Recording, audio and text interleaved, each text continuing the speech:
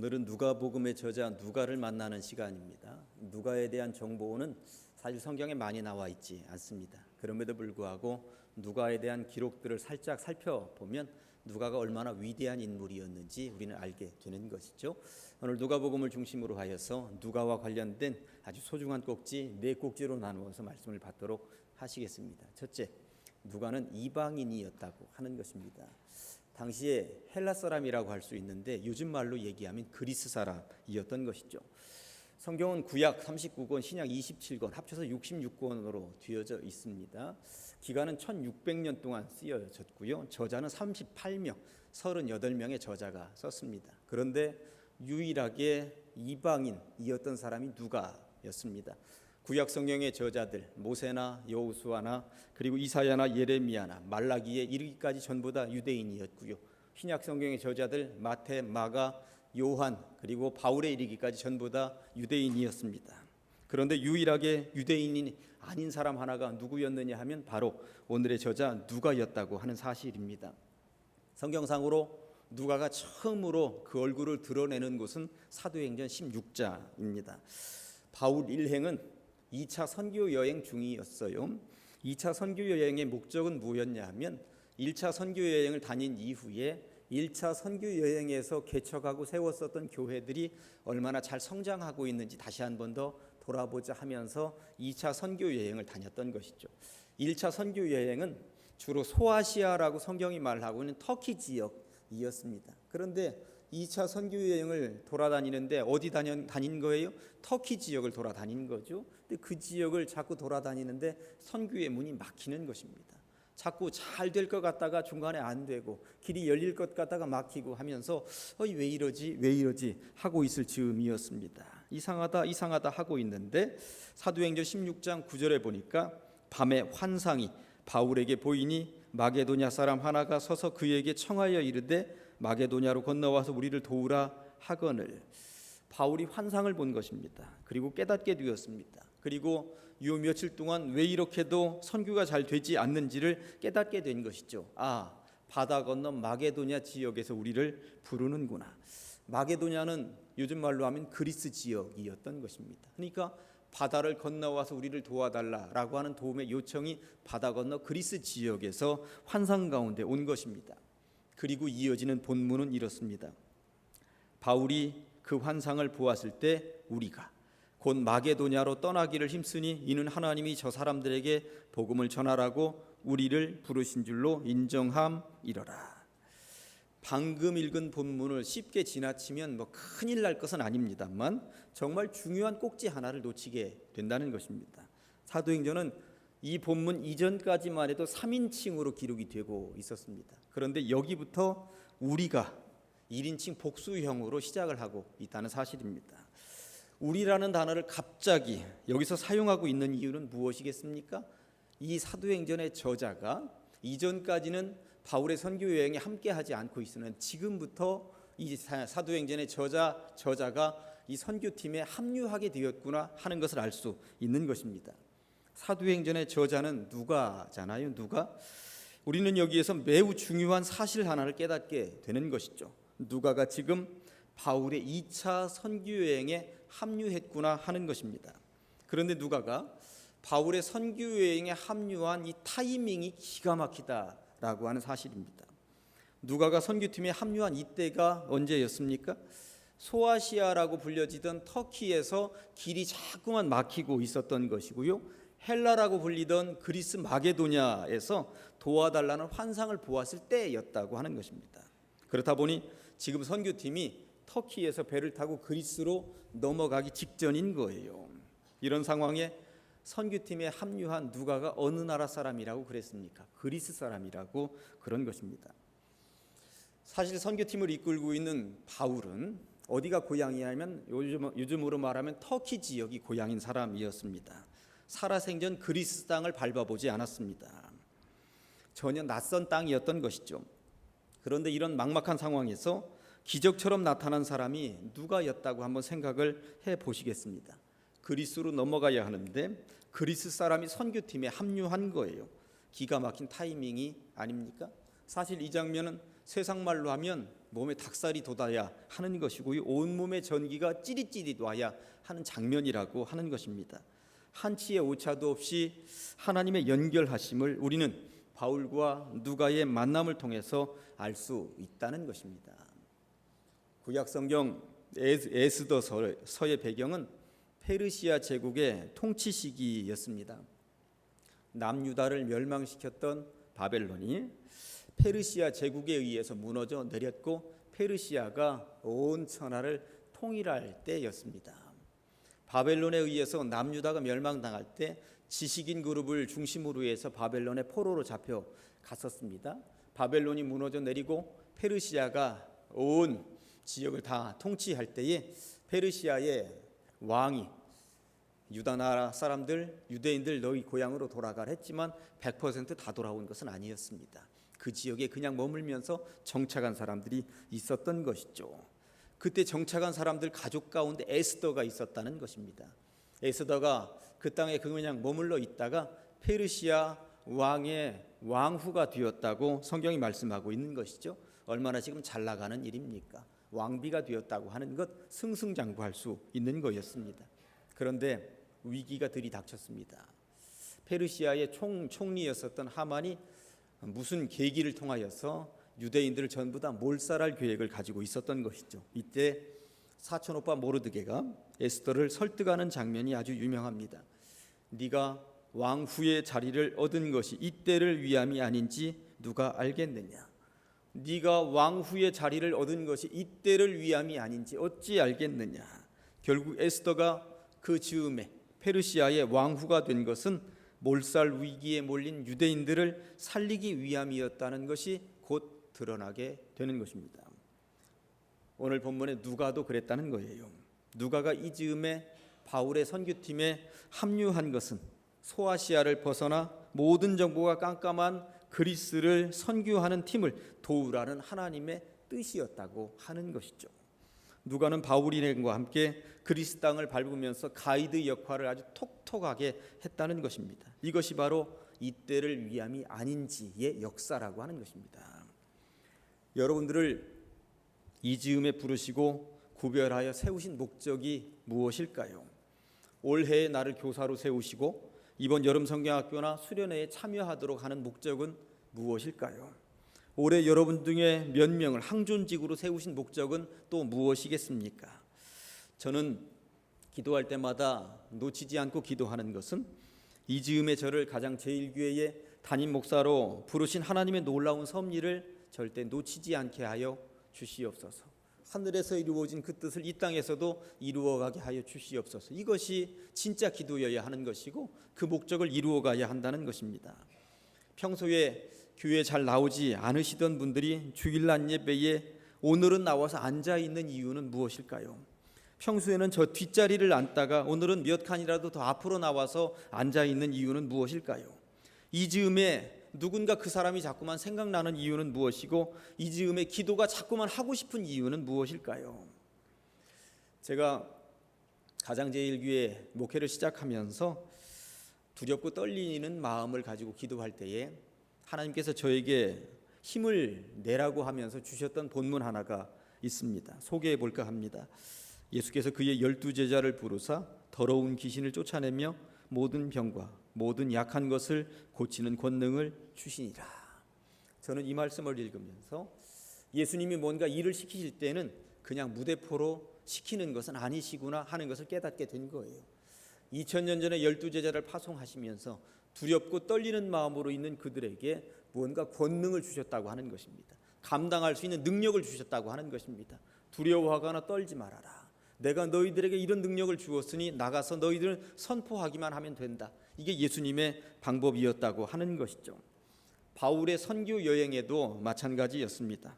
어디서부터 어떻게 손을 써야 할지 전혀 감이 오지 않는 땅 그리스를 앞에 두고 막막해 있을 때 하나님께서는 이 바울에게 누가를 붙여 주셨다고 하는 것입니다. 이것을 일컬어 하나님의 타이밍이라고 하는 거예요. 때로 막막할 때가 있으시죠?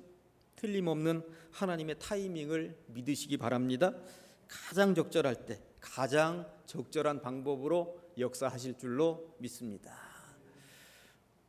둘째, 누가의 직업은 원래 의사였어요. 예나 지금이나 의사는 고도의 기술을 요하는 특수직입니다. 누가가 어떻게 의사인 것을 압니까? 라고 물으면 바울이 골로새 교회에 써보낸 편지에 이렇게 기록이 되어 있습니다. 사랑을 받는 의사 누가와 또 데마가 너희에게 문안하느니라 라고 하면서 바울은 누가가 의사였음을 분명하게 밝히고 있습니다. 바울의 선교팀에 합류를 했던 누가가 의사였다는 사실은 바울을 향한 하나님의 가장 적절한 간섭이셨음을, 섭리였음을 깨닫게 됩니다. 바울은 사실 평생을 두고 병을 몸에 달고 살던 사람이었어요. 그 질병이 얼마나 고통스러웠는지 하나님께 그 질병에서 벗어나게 해달라고 3번이나 특별 기도를 했었습니다. 바울의 특별 기도는 40일 동안 이어진 금식 기도였는지 철야 기도였는지 이러한 내용에 대해서는 자세하게 나와 있지 않습니다만 정말 간절한 기도였다고 스스로가 밝히고 있습니다. 그러나 주님으로부터 돌아온 대답은 이것이었습니다. 내 은혜가 내게 족하도다. 이는 내 능력이 너의 약한 데서 온전하여 짐이라. 무슨 말입니까? 나는 비록 약하나 주 예수는 강하다. 이런 찬양이 있는 것처럼 우리가 우리의 약함을 통해서 주님의 강하심을 드러내시게 하기 위한 목적이라고 하는 것이죠. 그렇다면 바울이 그렇게도 고침받고 싶었던 질병은 무엇이었을까요? 보통은 안질이었다고 말을 합니다. 바울이 원래 핍박자 아니었습니까? 도시락 싸들고 다니면서 예수 믿는 사람들, 성도들을 잡아들이고 죽이고 하는데 혈안이 되어 있었던 사람이었습니다. 그가 다메섹에 믿는 무리들이 많이 있다는 소식을 듣고 다메섹으로 군사를 이끌고 가서 잡아 족치기 위하여서 가다가 그가 예수님을 만난 것입니다. 그런데 예수님을 만날 때에 정오의 빛처럼 강한 빛에 의해서 눈이 멀고 말았습니다. 물론 아나니아라고 하는 사람이 와서 안수를 해주니 사흘 만에 비늘 같은 것이 눈에서 떨어져 나갔고 낫기는 했습니다만 완벽하게 고침받지를 못했던 것입니다. 이로 인해서 그는 평생 눈이 아팠습니다. 그래서 그가 초대교회에 써보낸 편지가 13권이나 신약성경에 들어와 있습니다만 이 편지들을 쓸 때에 대부분은 바울이 직접 기록하지 않고 바울은 입으로 부르고 남들이 대피를 했다고 하는 거예요. 그럴 정도로 시력이 좋지 않았다는 것입니다. 바울이 얼마나 눈 때문에 고생을 했는지 알 수 있는 성경 구절이 하나 있습니다. 바울이 갈라디아 교회에 편지를 써보내면서 이런 이야기를 하고 있습니다. 너희가 할 수만 있었더라면 너희의 눈이라도 빼어 나에게 주었으리라. 내가 눈 때문에 얼마나 고생을 하는지 너희들이 알면서 눈이라도 빼주려고 할 정도로 나를 사랑하지 않았느냐. 이런 이야기를 하고 있는 것이죠. 이런 바울에게 하나님께서는 누구를 붙여주셨다고요? 의사 누가를 붙여주셨다고 하는 것입니다.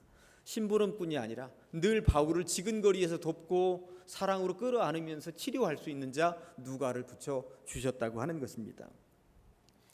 바울에게 의사 누가가 필요했던 이유가 또 안질 때문만은 아니었습니다. 바울 자신이 고린도 교회 성도들에게 고백하는 그의 고생담을 한번 들어보시겠습니까? 고린도후서 11장에 보니까 내가 수고를 넘치도록 하고 옥에 갇히기도 더 많이 하고 매도 수없이 맞고 여러 번 죽을 뻔하였으니 유대인들에게 40에서 하나 감한매를 5번 맞았으며 3번 태장으로 맞고 1번 돌로 맞고 3번 파선하고 일주야를 깊은 바다에서 지냈으며 여러 번 여행하면서 강의 위험과 강도의 위험과 동족의 위험과 이방인의 위험과 시내의 위험과 광야의 위험과 바다의 위험과 거짓 형제 중에 위험을 당하고 또 수고하며 애쓰고 여러 번 자지 못하고 줄이며 목마르고 여러 번 굶고 춥고 헐벗었노라. 안질 하나만 가지고도 선교하며 여행하는 것이 죽을 맛이었을 텐데 계속 매를 맞았다는 것입니다. 욕설이 난무하는 속에서 돌이 날아오고 배는 뒤집히고 강도를 만나고 굶주리고 춥고 헐벗었다는 거예요. 얼마나 힘이 들었겠습니까? 지금 나열한 것들 중에 한두 가지만 여러분들에게 들이닥쳐도 예수 못 믿겠다고 할 것입니다. 그러나 바울은 모든 환란이 다 들이닥쳤음에도 불구하고 견뎌냈던 것이죠. 그런데 이 고생을 어떻게 견딜 수 있었을까요? 누가가 옆에 있었다는 것입니다. 하나님께서는 누가를 옆에 붙여주셨던 것이죠. 누가 덕분에 의수를 가지고 있는 누가 덕분에 빠르게 회복이 되었으며 다시 힘을 얻어서 길을 나설 수가 있었다고 하는 것입니다. 그러고 보니 이 누가는 바울의 선교팀이 생전 처음으로 발을 밟게 되는 그리스 땅에서 바울이 정말 수월하게 선교를 할 수 있는 가이드, 안내자 역할을 톡톡히 했던 것이고요.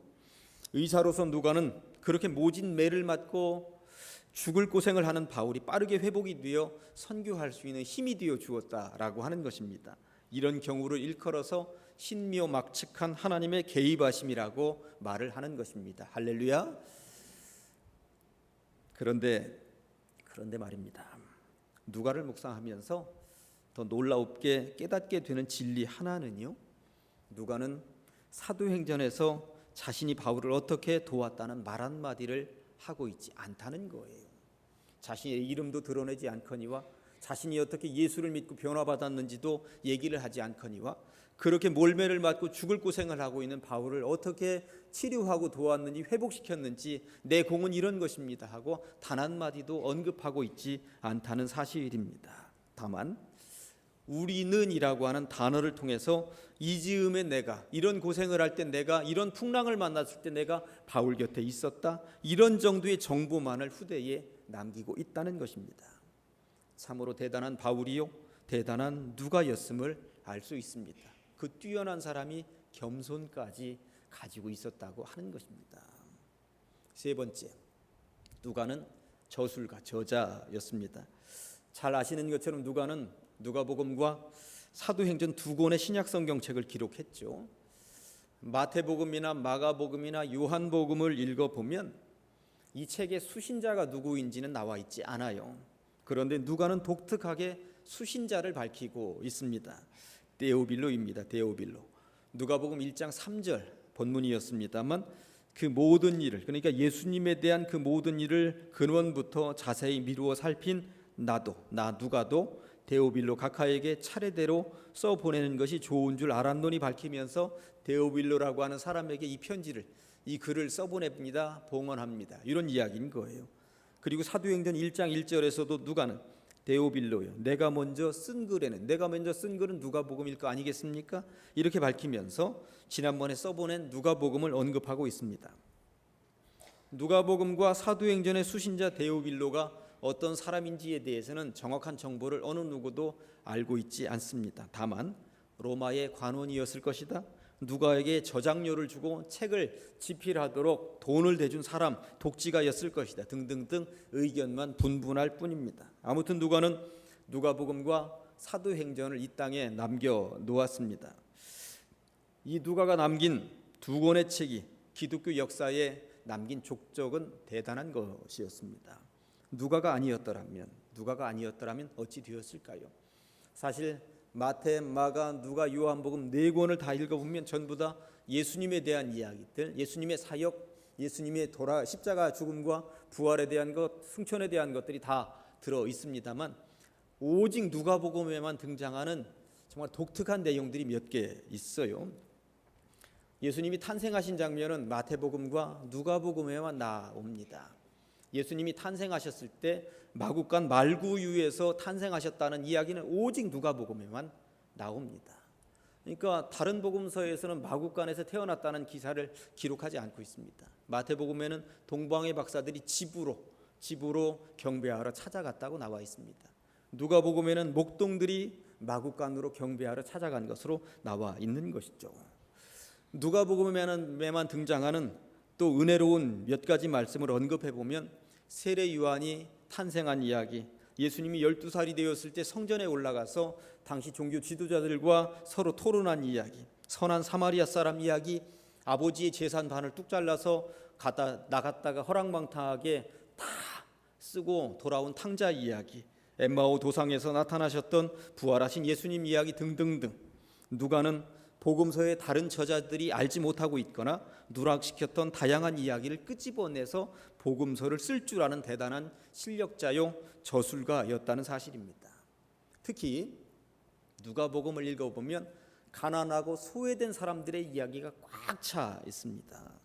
예수님은 소외된 세리를 끌어안는 분으로, 예수님은 가난한 이들을 위하여 오신 분으로, 특히 예수님은 소외된 당시의 여성들을 가장 많이 끌어안는 분이었다고 하는 것으로 누가복음은 기록하고 있습니다. 그런 의미에서 여성분들은 누가복음을 읽어보면 더 힘이 나는 거예요. 여성들, 어린아이들, 소외된 자들, 가난한 자들, 핍박받는 자들을 예수님이 얼마나 끌어안으셨는지 아느냐? 이 내용이 다른 복음서보다 누가복음에는 더 많이 꽉 차 있다는 것입니다. 더군다나 사도행전을 읽어보면서 이 사도행전이라는 책이 신앙의 후대들에게 없었더라면 어찌 되었을까, 이런 생각을 해보는 거예요. 이 책이 없었더라면 초대교회가 어떻게 탄생을 하고 어떻게 성장을 하고 어떻게 유럽 쪽으로 퍼져나갔는지 전혀 깜깜한 거 아니겠습니까? 그런 의미에서 누가가 저술한 누가복음과 사도행전이 우리 기독교에 끼친 영향은 지대한 것이었습니다. 그래서 오늘 설교 제목을 제가 뭐라고 그랬습니까? 누가의 기록정신, 기독교 역사를 아름답게 만들다라고 정해본 것입니다. 그렇게 누가는 숨겨진 예수님의 이야기와 초대교회의 생생한 이야기들을 흥미진진하게 기록으로 남기고 싶어 했던 위대한 저술가였음을 우리는 알게 되는 것이죠. 저는 그동안 평소에도 누가를 알고 있었습니다만 오늘 설교 준비를 하면서 누가가 그렇게 존경스럽기도 하고 부럽기도 했습니다. 누가에 대한 이야기 마지막 네 번째, 제목을 끝까지 누가라고 잡아 보았습니다. 누가는 끝까지 의리를 지킨 사람이었던 것이죠. 바울은 골로새 교회에 편지를 써 보내면서 누가를 언급합니다. 사랑을 받는 의사 누가와 또 데마가 너희에게 문안하느니라. 골로새 교회에 편지를 써 보낼 때 바울이 어디에 있었느냐 하면 지금 로마 감옥에 갇혀 있는 거예요. 그래서 골로새서를 일컬어서 옥중서신이라고 말을 하죠. 골로새 교회에 편지를 써 보낼 때 감옥에 갇혀 있는데 이 옥살이를 하고 있는 바울을 위하여 친히 돕는 도우미 역할을 자청한 두 사람의 이름을 우리는 여기서 금방 확인할 수 있습니다. 한 명의 이름은 누가, 또 다른 사람의 한 명 이름은 데마였다고 하는 것입니다. 누가에 대해서는 제가 이제까지 설명을 드렸으니까 어떤 사람인지 잘 아시겠습니다만 데마에 대해서는 많이 알려진 바가 없습니다. 다만 다른 성경책에서 두 사람의 이름이 다시 한 번 더 등장을 하는데 보려고 합니다. 디모데 후서입니다. 참고적으로 바울이 써보낸 편지 13개에는 신약 성경에 포함이 되어 있는데 이 편지들 가운데 가장 먼저 쓰여진 책은 데살로니가 전서였고요. 가장 나중에 쓰여진 책은 디모데 후서였습니다. 그러니까 아까 골로새서에서 바울이 써는 편지에 지금 누가도 등장하고 데마도 등장한 것은 바울 선교의 초창기에 이제 그 이름들이 등장했던 거예요. 그런데 디모데 후서에 이 두 사람의 이름이 또 동시에 등장을 하는데 디모데 후서는 바울이 써보낸 마지막 편지였다고 말씀을 드렸습니다. 죽음이 코앞에 닥쳐 있는 늙은 사도가 어떤 마음으로 편지를 써 보냈는지 보려고 합니다. 한번 보실까요? 4장 10절과 11절입니다.